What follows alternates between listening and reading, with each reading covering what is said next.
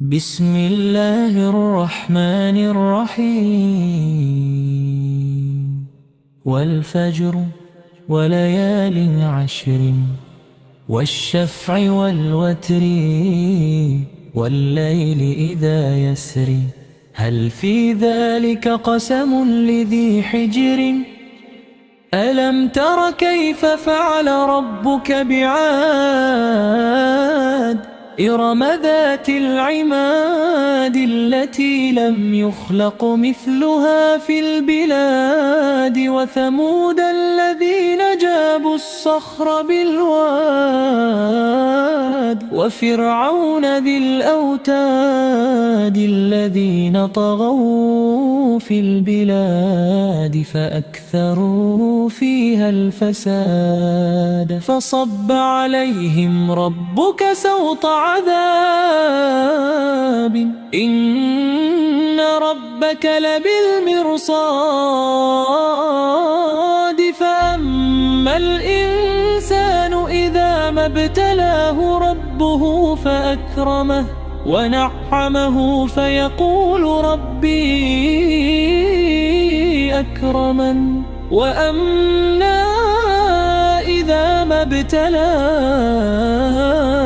فقدر عليه رزقه فيقول ربي أهانن كلا بل لا تكرمون اليتيم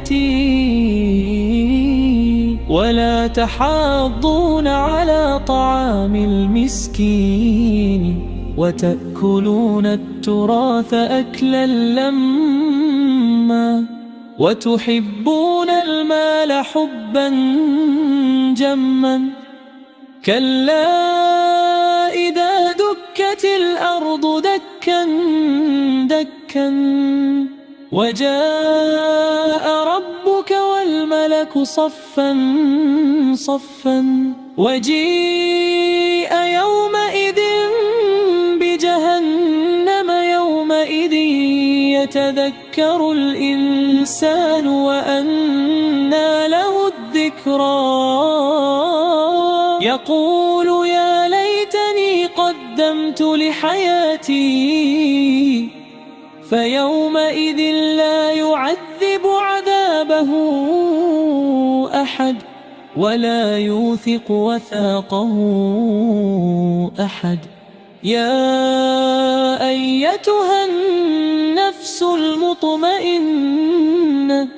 ارجعي إلى ربك راضية مرضية